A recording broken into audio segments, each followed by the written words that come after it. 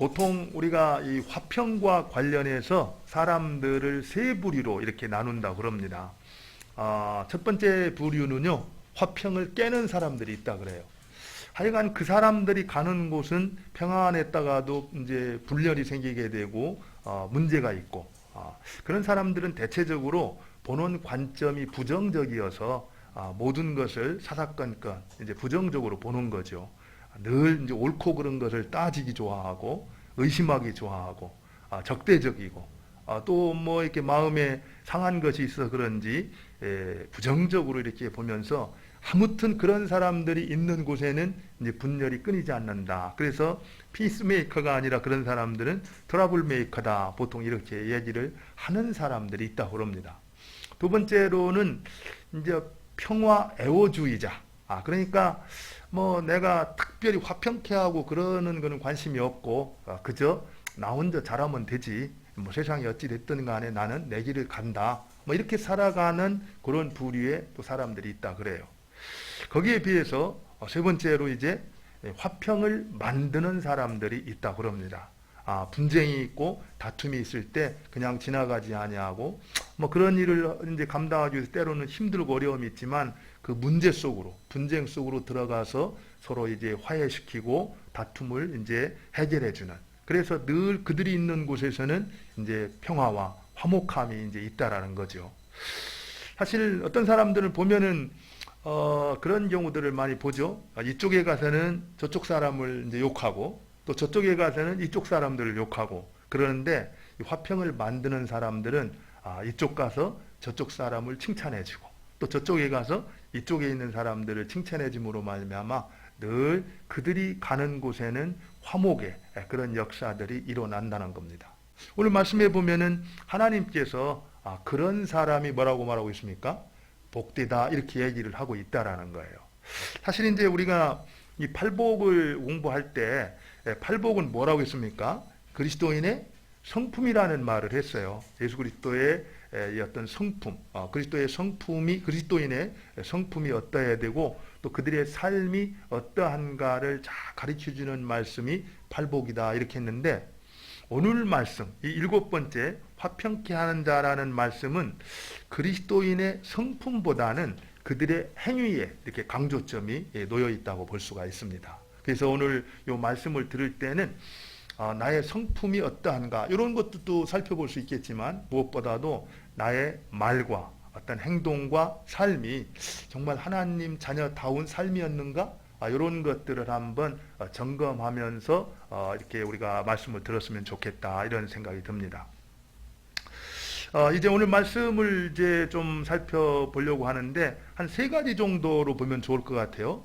화평이라는 게 뭔가, 그리고 또 화평케 한다라는 게 무엇을 의미하는가 이렇게 한번 보고요. 두 번째로는 왜 하나님은 우리로 하여금 화평케 하는 인생을 살라고 말씀하시는가, 거기에 대해서 우리는 무슨 책임이 있는가, 그리고 구체적으로 어떻게 우리는 화평케 하는 그런 인생을 살아낼 수가 있는가, 이런 이제 순서로 말씀을 한번 살펴보도록 하겠습니다.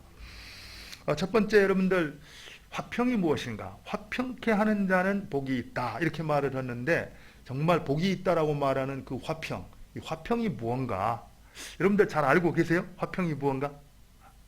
사실은 이 화평이라는 말 히브리어로 샬롬이라고 이렇게 얘기를 하는데, 유대인들이 이렇게 샬롬이라는 말을 들을 때는 항상 기억한 게 있었어요. 그건 뭐냐면은 하나님께서 자기들에게 주신 선물이었다라는 거죠. 다시 말해서 죄로 말미암아 평강이 없는 불화한 세상 가운데 죄 문제가 해결되고 하나님과 바른 관계가 회복될 때 그 바른 관계 속에 하나님이 부어주시는 선물, 그게 뭐라는 거예요? 그게 샬롬, 화평이라는 겁니다. 그런데 이 샬롬이라는 단어, 히브리어의 이 단어는 한 번도 부정적인 이미지로 쓰여진 적이 없다 그래요. 다시 말하면은 그냥 어떤 이 악의 부재 이런 것들을 샬롬이라고 보지 않았다라는 겁니다.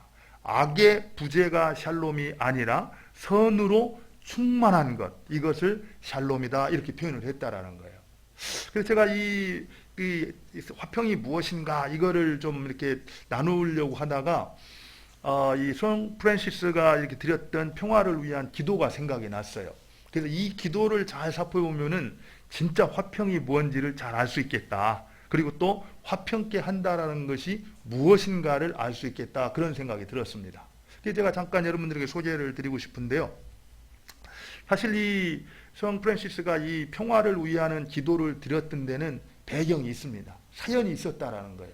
어떤 사연이 있었냐면은 어느 날 저녁에 이 프란시스가 있던 수도원 문을 누군가가 이렇게 두드렸습니다.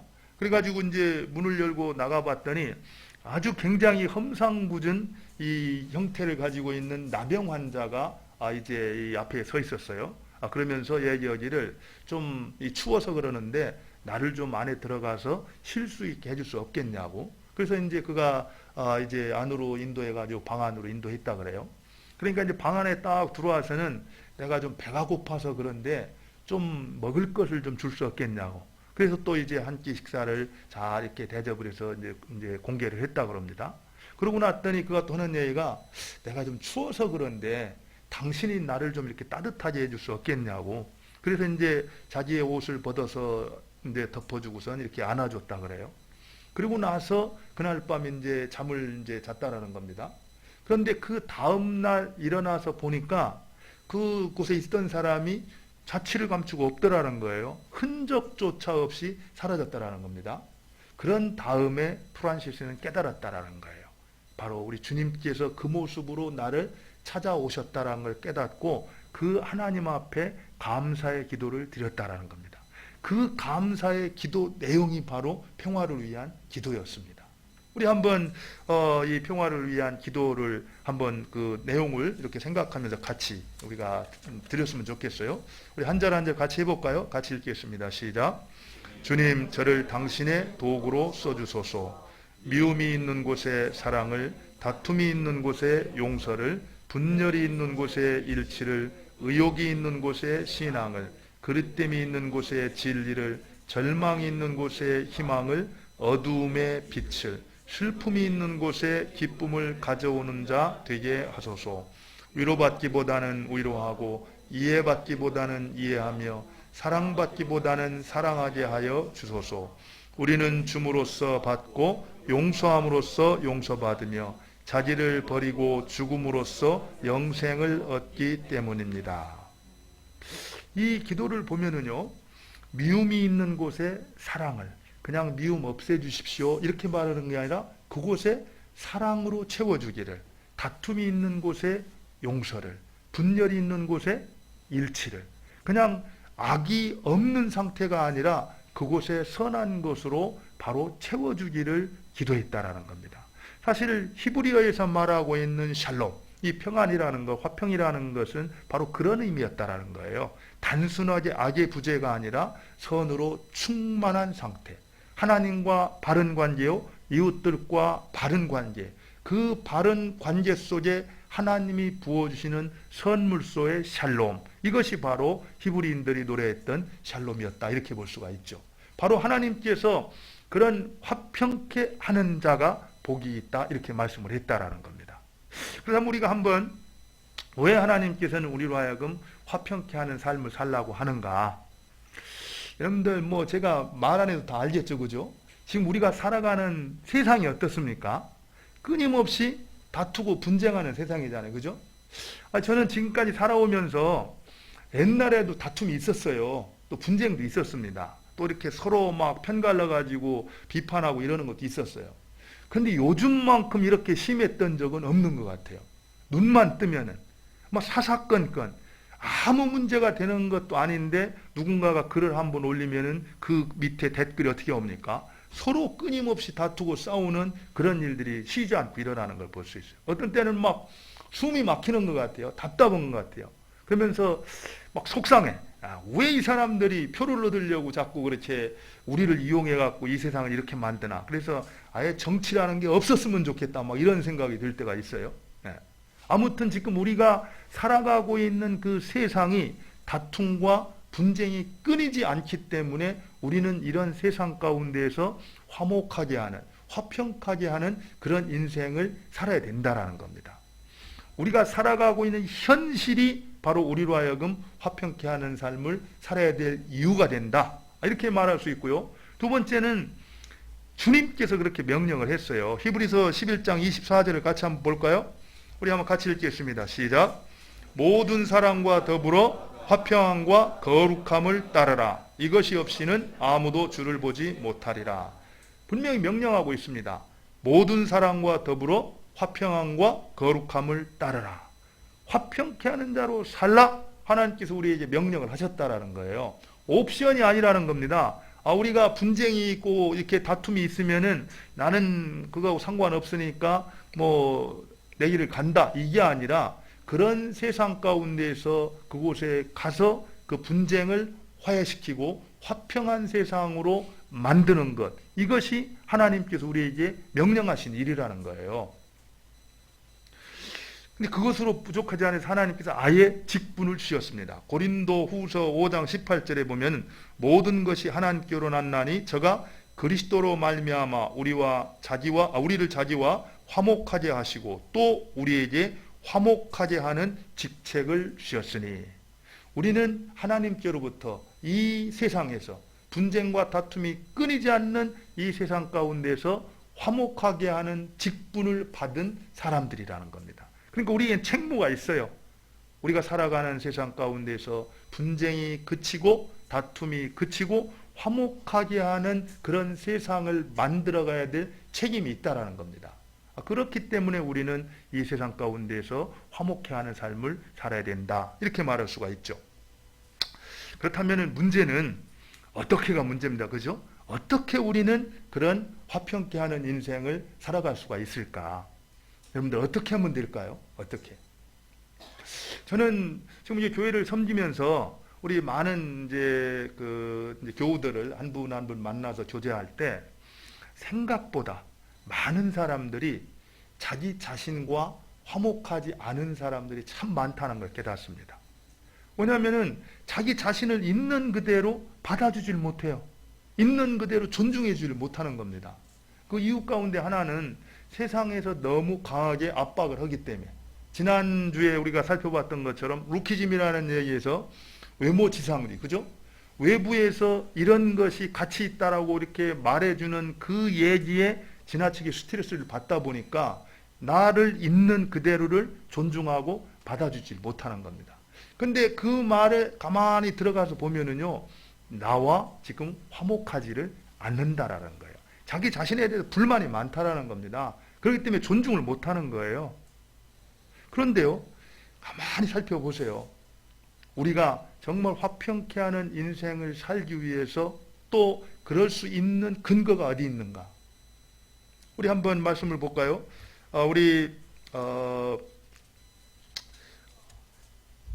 골로새서 1장 20절을 한번 보겠습니다. 골로새서 1장 20절 같이 한번 읽겠습니다. 시작. 그의 십자가의 피로 화평을 이루사 만물 곧 땅에 있는 것들이나 하늘에 있는 것들이 그로 말미암아 자기가 화목하게 되기를 기뻐하심이라.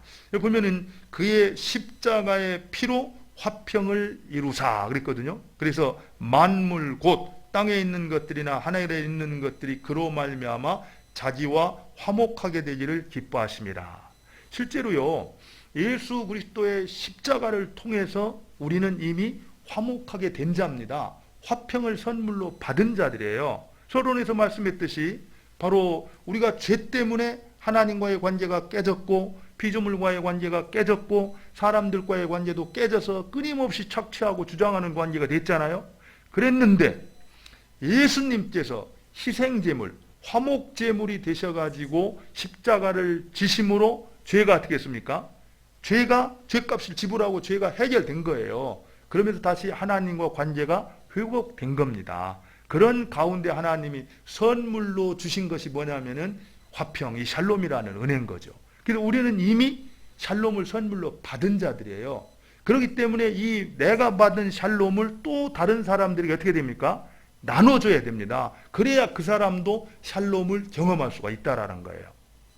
쉽게 말하면요, 이 샬롬, 화평의 복음을 부지런히 증거하는 것이 이 세상 가운데서 우리가 화목해 하는 자로 살아가는 길이라는 거예요. 여러분들, 복음 전하는 거 누가 이렇게 복음 전한다, 전도한다. 그러면 막 굉장히 우리는 굉장히 이렇게 진부한 생각을 가지고 있어요. 마치 그냥 교리 몇 줄 가갖고 이렇게 전달해 주는 것을 복음 전달하고 생각하는데 그것이 아니라는 겁니다.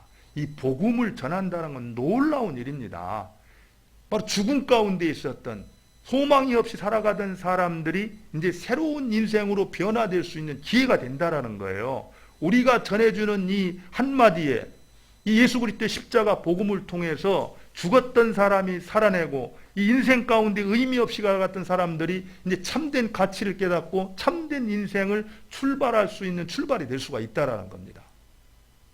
우리가 정말 화평케 하는 자로 살아가기를 원한다면은 내가 영접했던 예수 그리스도, 그로 말미암아 회복되었던 하나님과의 관계, 그리고 지금 이곳에서 우리가 이 땅에 발을 디디고 살아가지만 천국의 삶을 누리고 경험했던 그 아름다운 삶에 대한 복된 소식을 우리의 이웃들에게 담대하게 증거하는 일, 이것이 우리가 살아야 될 인생이라는 겁니다. 저는 우리 교회가 그런 의미에서 전도를 열심히 했으면 좋겠어요. 입술로 하든 삶으로 하든 어떤 모습이 됐든, 그래서 우리 주위에 있는 사람들이 우리 모습을 통해서, 우리를 통해서 주님을 만나는 일들, 그래서 그들도 화평케 되는 일들, 그 일들이 끊임없이 일어날 수 있기를 바랍니다. 두 번째로는요, 사실 이제 우리가 화평케 하는 이렇게 일을 하려고 하다 보면은 화평하지 않다라는 것을 전제로 해야 되잖아요. 근데 무엇 때문에 화평하지 못할까? 이렇게 생각을 하다 보면은 많은 사람들이 용서하지 못하기 때문에 마음에 평안이 없다라는 걸 깨닫습니다. 여러분들 한번 돌아보세요. 내가 마음이 불편했을 때, 그때가 언제인가를 자세히 살펴보면은 뭐 여러 가지가 있겠지만 그 중에 제일 많은 게 누군가가 나한테 섭섭하게 했을 때, 또 누군가가 나한테 해롭게 했을 때, 심지어는 누군가가 나한테 잘못했을 때, 내가 그것을 용서하지 못하고 마음에 불편하게 가졌을 때, 그때가 제일 아마 이렇게 마음이 평안하지 못하고 힘들었을 거예요. 근데 그런 때 어떻게 하는 것이 화평을 누리는 길이라고요? 어떻게 하는 게요? 용서하는 게 화평을 누리는 거래요. 근데 그게 말처럼 잘 되던가요? 아니, 잘못을 누가 했는데 누가 누구를 용서해? 또 그런 사람이, 잘못한 사람이 와갖고, 아, 내가 생각해 보니까 정말 잘못된 것 같아요. 내가 잘못했습니다. 용서해 주세요. 이렇게 말하면은 용서 못할 사람이 있을까요? 그런데 살다 보면은요, 그렇게 하는 경우는 거의 없어요. 심지어는요, 잘못하고 우리한테 상처를 주고 힘들게 했던 사람들은 대부분 그 사실을 뭡니까? 몰라요. 그거 몰라. 그러니까 내가 괜히 그것 때문에 막 마음에 막 열을 내고 화를 내고 속상해하고 힘들어하고 잠 못 자고 이러는 것은 지혜로운 게 아니라는 겁니다. 사실은 그런 때 내가 그걸 놓아주는 거예요. 용서하는 겁니다. 그래야 우리가 자유할 수 있다는 거예요. 안 그러면 관계가 회복되기가 어렵죠. 사실 제가 중국에 있을 때 한번 그런 적이 있었어요. 이렇게 공을 들인다 이런 표현을 쓰는데, 사역을 하면서도 정말 어떤 형제 자매들 같은 경우는 저 친구가 정말 예수님을 잘 믿고 이렇게 주 안에서 잘 세워지면은 하나님 앞에 귀하게 쓰임 받을 수 있겠다, 막 이런 생각이 들면은 열심히 기도도 하고 관심도 갖고 말씀으로 양육도 하고 뭐 이러는 경우가 있잖아요, 그죠? 근데 한 형제가 있었습니다. 그 형제도 참 착하고 좋은 형제였어요. 시골에서 이렇게 원론 아주 수재했는데, 이제 영어를 잘하니까 이제 그 일을 할 때 주말에 이제, 왜냐하면 학원에서 일반 주중에는 학교가 다니니까 이제 주말에 그 학원에서 이제 강의를 하게 돼 있거든요. 그러다 보니까 문제가 뭐냐면 주일날 교회를 못 오는 거예요. 그래서 제가 이렇게 보면서 좀 뭐 그럴 수도 있다. 그런데 계속 그렇게 된다면은 좀 이거는 좀 한번 고민을 해봐야 될 게 아니냐. 그렇게 했더니 자기도 그렇다고 그러는 거예요. 그래서 제가 이제 그러면 너 정말 네가 하고 싶은 게 뭐냐? 그랬더니 선생님이 하고 싶다는 거예요. 선생님. 그래? 그러면 선생님 하면 될 거 아니냐? 그랬더니 그러면 이제 그 연구생, 그러니까 이 대학원을 가야 된다라는 거예요. 그럼 대학원 가면 될 거 아니냐? 근데 지금 형편상 그게 어렵다 이렇게 얘기하는 겁니다. 그래서 형편상 뭐가 있으면 되겠냐? 그랬더니 지금 기본적으로 대학원을 가기 위해서 생활을 해야 된다. 시험 준비도 해야 되는데 그럼 하면 될 거 아니냐? 그랬더니 근데 이제 생활이 안 된다. 그래서 이제 제가 그때 이제 저희가 그 모임 공간이라는 비즈니스 했었어요. 그래서 그 1인실을 하나 이렇게 내줘서 여기 와서 공부를 해라. 그리고 네가 필요한 기본적인 생활은 우리 애들이 셋 있는데 걔들 중국어를 좀 가르쳐 주면은 내가 기본적인 거를 할 수 있겠다. 그래가지고 아이들이 이제 그 중국어 그 과외를 하면서 그 형제가 시험 준비를 해갖고 정말 아주 우수한 성적으로 그 대학원에 합격이 됐어요. 그리고 대학원에 합격이 됐는데 이제 그러면은 정말 내가 주일날 하나님 앞에 나가서 예배드리고 그런 일을 하기 위해서 이제 그렇게 한 거잖아요, 그죠? 저도 그렇게 해서 굉장히 기도도 많이 하고 기도를 해서 참 감사한 마음이었는데, 근데 중국에서는 그게 1월 달인가 이제 그 연구생 시험이 있고 개학을 9월 달에 했어요, 9월 달에. 그러니까 좀 시간이 이렇게 많이 그 남아 있는데 이 친구가 이제 아르바이트를 해야 되겠다라는 거예요. 그러면서 면접을 보고 왔는데 저한테 딱 하는 얘기가 주말에 주일이랑 토요일이랑 주말에 나와서 일을 해야 된다고 이렇게 얘기를 하는 거예요. 그래서 그거는 너 이미 해결된 거 아니냐, 그거 안 하려고 이렇게 한 거 아니냐 그랬더니 이제 그래도 한번 내가 기도를 해봐야 되겠다고. 그래서 제가 그런 상황이 되면 어떻게 됩니까? 그동안에 그렇게 얘기하고 같이 애쓰고 그렇게 했는데 원점으로 딱 돌아간다라고 생각이 드니까 너무 속상한 거예요. 그래가지고서 야, 처음부터 한번 따져보자. 그러고 나서 이제 아주 있는 대로 이제 그 적나라하게 이제 얘기를 한 거죠. 그러니까 얼마나 마음이 또 힘들었겠어요, 그죠? 그러고 나서 그들이 이제 제 얼굴을 못 보는 거예요, 제 얼굴을. 저는 이제 속상하기 때문에 그렇게 얘기를 했지만 또 이제 얼굴을 안 보니까 제가 의도했던 것은 아니고, 그렇게 하다가 제가 이제 그 중국에서 잠시 이렇게 피해 나와야 될 그런 상황이 있었어요. 떠나면서 안 되겠다 싶어서 제가 이제 불렀습니다. 불러가지고서 만나서 사과를 했어요. 야, 내가 그때 정말 기대를 하고 이렇게 했었는데 내가 정반대로 이렇게 했을 때 너무 속상했다. 그렇지만 어쨌든 그랬을지라도 내가 너를 끝까지 이해하려고 그랬어야 되는데 그러지 못하고 내가 그렇게 참 심한 말을 했던 거, 이런 것들은 내가 사과한다, 용서해라. 그랬더니 이제 이 친구가 사실은 자기가 잘못했다라는 걸 알았는데도 이렇게 미안해서 어떻게 할 줄을 모르고 이렇게 있다가 제가 이제 사과를 하니까 오히려 안 그렇다고, 자기가 이렇게 그 말해줘서 불러줘서 너무 감사하다고, 그러면 이제 관계가 이렇게 회복되었거든요. 제가 그 일을 보면서 사실은 정말 우리가 화평한 관계를 세워가는 거, 그거는 이렇게 뭐를 가르치고 막 뭐를 따지고 뭐 이래서 되는 것이 아니라 용서하는 그 마음, 그걸 통해서 결국에는 관계가 회복된다는 걸 알 수가 있었습니다. 여러분들, 이 말은요, 저하고 그 형제만의 문제가 아니라 지금 여러분들 매일매일 집에서 일어나는 일 아닙니까? 부부가 조그만 거 하나 가지고 섭섭해 가지고선 막 그러면서 불편한 상태로 그냥 지내는 경우도 많잖아요, 그죠? 그런데 그런 것들이 조금씩 쌓이다 보면 나중에 어떻게 됩니까?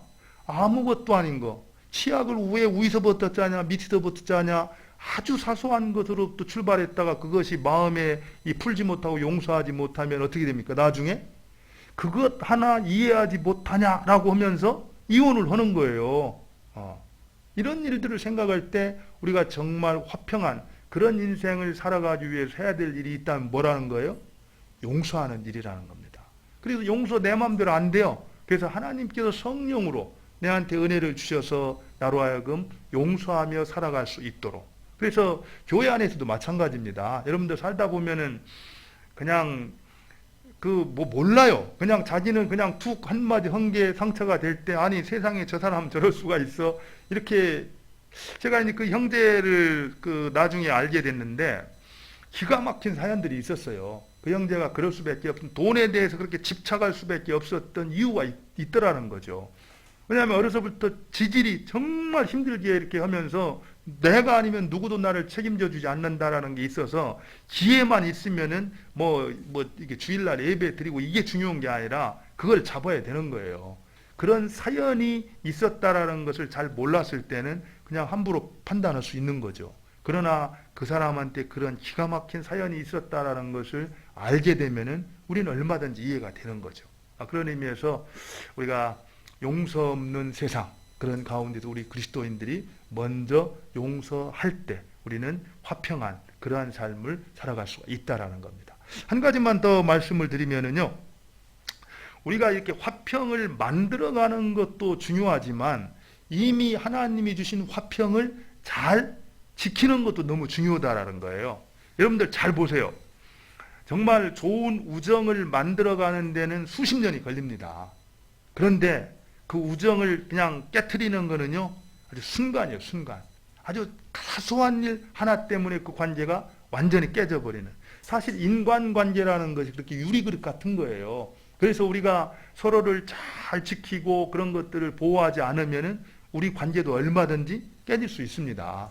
여러분들이 잘 준비해야 돼요. 우리가 이렇게 그 같은 교우들끼리도 서로를 약한 것들을 이해하면서 또 그러면서 정말 기도하면서 또 성령께서 우리에게 하나 되게 하신 것을 정말 잘 지켜가는 그런 노력들이 없이 뭔가 그냥 우리는 늘 화평하니까 문제없어 그러면서 자연스럽게 주어질 것처럼 생각하고 누리기만 생각한다면 얼마든지 그 화평은 위기를 만날 수가 있다라는 겁니다. 특별히 그 화평을 깨트리는 것 가운데 하나가 뭔지 아세요? 이간하는 일이에요. 이간하는 일. 여러분들 뒷담화라는 얘기만 해요. 뒷담화. 그죠? 뒷담화고 조심해야 됩니다. 뒷담화의 특성이 뭐냐면 재밌다는 거예요. 그래갖고 누군가가 그 얘기를 하면은 옆에 있는 사람도 재밌어갖고 박수를 치고 같이 맞장구를 친다라는 겁니다. 그러는 사이에 이제 이간하는 거죠. 이간. 이간의 왕이 누굽니까? 이간의 왕이 누군지 몰라요? 사탄이에요, 사탄. 화평케 하는 자, 화평의 왕은 하나님이시지만 이간의 왕은 사탄 마귀입니다. 그래서 이간질하는 것은 마귀짓 하는 거예요. 그래서 우리가 교회 안에서 누군가가 농담이라 할지라도 막 사의를 내는 그런 이간을 할 때는 우리가 그것을 거절을 해야 됩니다. 그것을 참 부끄럽게 만들어야 돼요. 그냥 박수 쳐주고 따라해서는 안 된다라는 거예요. 농담이라도. 왜냐하면은 그런 것들이 교회에 이렇게 발을 베짓고 들어오게 되면은 결국에는 그 가운데 분열이 생기게 되어 있습니다. 이솝 우화에 실제 나오는 얘기거든요. 이솝 우화에 뭐가 나오냐면은 이제 흰 말과 이제 이 검은 말이 있었어요. 둘이는 별로는 사이가 좋진 않았어요. 그런데 그래도 우리가 말이다라는 것을 인식을 하고 있었기 때문에 외부에서 어떤 공격이 오면은 그들이 힘을 합해가지고 그걸 물리쳤습니다. 근데 어느 날 사자가 이제 그들을 사냥하려고 이렇게 딱 다가왔어요. 그러니까 그 흰 말과 검은 말이 딱 힘을 합해갖고 사자가 막 달려드니까 뒷발질을 딱 해가지고선 사자를 물리쳤습니다. 그러니까 이제 사자가 자존심이 무척 상했겠죠, 그죠? 그래가지고서 이걸 어떻게 해결할까 고민을 하다가 지혜를 내가지고 이제 소문을 퍼뜨리기 시작했습니다. 흰 말이 그러는데 검은 말로 정말 나쁘대. 또 그리고 검은 말이 그러는데 흰 말로 정말 나쁘대. 이 말을 이제 이렇게 퍼뜨리겠습니다. 그랬더니 이제 흰 말이 그 얘기를 들었다가 너무 속상한 거예요. 그러는데 사자가 공격을 해옵니다. 검은 말을 공격을 해요. 그러니까 못 본 척 하는 겁니다. 못 본 척. 그래갖고 검은 말 한 마디가 사자의 밥이 된 거예요. 근데 어느 날 또 이제 흰 말을 공격을 해와요. 그랬더니 또 검은 말이 못 본 척 하는 겁니다. 그래갖고 흰 말 한 마리가 또 사자의 밥이 되는 겁니다. 그렇게 해가지고 결국에는 흰 말, 검은 말이 모두 사자밥이 되고 말았다라는 거예요. 이게 이솝 우화지만 실제로 교회에도 똑같은 일입니다. 우리가 베드로전서에 뭐라고 말했습니까? 우는 사자와 같이 사단 마귀가 우는 사자와 같이 삼킬 자를 두루 다니면서 찾는다 그랬어요. 그래서 우리가 정말 그 사자의 밥이 되지 않으려고 그러면은 성령께서 하나 되게 하신 것을 힘써 지키는 게 된다는 겁니다. 서로를 비난하면서 이간하는 그런 것들이 교회 안에 들어오게 되면은 우리도 그런 어려움을 당할 수밖에 없다라는 거예요. 그런 의미에서 우리가 정말 이렇게 이 화평을 위해서 열심히 살아가는 일, 그와 마찬가지로 힘써야 될 것은 이미 우리에게 주신 화평을 힘써 지키는 일, 그러기 위해서 이간하는 것은 절대로 용납하지 않는 삶. 그것이 우리 교회 안에 있어야 되고 우리 가정 안에 있어야 된다는 겁니다. 사실은 이 사회 안에 그게 있어야 되죠. 지금 좌다 우다 진보다 보수다 이렇게 막 완전히 이간하고 있는데 우리는 나는 이 편 너는 내 편 이게 아니라는 겁니다. 이런 세상 가운데 하나님께서 우리를 어떤 자로 부르셨냐면은 화평케 하는 자로 부르셨다라는 거예요. 그래서 할 수만 있으면 어떻게 진보와 보수, 좌와 우 이 문제를 해결할 것인가, 이것이 우리의 고민이 돼야 되지, 나도 그 한편에 서갖고 비판하고 경쟁해서는 안 된다라는 겁니다. 하나님이 우리를 그런 자로 부르셨다라는 거예요.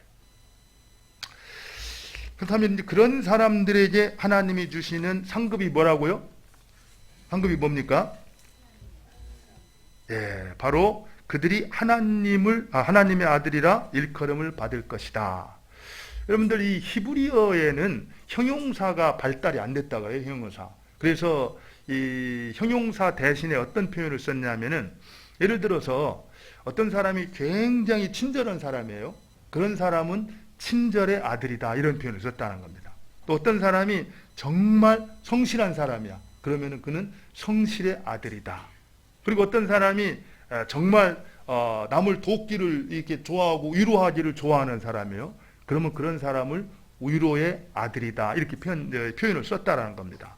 그러니까 오늘 본문에 나오는 말, 화평케 하는 자는 복이 있나니 그들이 뭐라고요? 하나님의 아들이라 일컬음을 받는다. 이 얘기는 실제로 하나님의 아들이다 이런 뜻이 아니고 어떤 표현이라는 거예요? 진짜 그의 말과 행동과 삶이 누구 같다는 거예요? 하나님 같다는 얘기입니다. 하나님 같다. 그러니까 누군가가 내가 예수님을 믿고 주님을 따라가는데 내 모습을 보면서 야, 저 사람 진짜 예수님 같네. 저 사람 진짜 나 저 사람 보니까 예수님 보는 것 같아. 누군가가 나를 보면서 그렇게 말한다면 우리가 이 세상에서 받을 수 있는 격려와 칭찬과 영광 가운데 그보다 더 큰 영광이 있을까요? 여러분들 있겠습니까? 그런 소리 안 들어봐도 잘 모르겠어요? 하여간 우리가 그런 말을 들을 수 있다라고 한다면 그거보다 기쁜 일은 없죠. 그게 우리에게 하나님이 주시는 상급이라는 겁니다. 그런데요, 그뿐이 아니라는 겁니다. 여러분들 잘 알다시피 아브라함은 믿음의 조상이라고는 하지만요, 사실은 이렇게 살펴보면은 아브라함은 화평의 어떤 면에서 대명사입니다. 여러분들 잘 보세요. 이 창세기 13장에 보면은 이제 아브라함에게 누가 있었습니까? 조카 롯이 있었잖아요. 그죠? 근데 그 두 가족이 이렇게 지나면서 번성을 했어요. 근데 이제 어느 정도 지나니까 두 집안이 함께 머물기에는 너무 이제 목축들이 늘어나게 됐습니다. 가축들이. 그래나 가지고 이제 서로 이제 자꾸 다툼이 생기는 거죠. 다툼이 생겼을 때 그래서 좀 이렇게 갈라져야 되겠다라는 생각을 하게 되는데, 그때 아브라함이 뭐라고 말합니까? 롯한테 얘기를 하죠. 네가 먼저 좋은 땅을 선택해라. 네가 좋아하면 나는 우할 것이고 네가 우하면 나는 좋아하겠다. 그러면서 이제 롯에게 양보를 합니다. 그리고 실제로 롯은 이제 아주 기분 좋게 자기가 딱 보았을 때 아주 좋아 보이는 그 땅을 선택을 하고 그곳으로 떠났죠. 그러니까 당연히 이 아브라함은 반대쪽, 그러니까 좋지 않은 그 땅으로 갈 수밖에 없었습니다. 그런데 그 땅에 있을 때 하나님이 이제 아브라함을 찾아오세요. 그래서 그에게 말씀하시는 겁니다. 그게 뭐냐면은 오늘 이 창세기 13장 14절 15절이에요. 우리 같이 한번 읽겠습니다. 같이 한번 읽어보죠. 시작.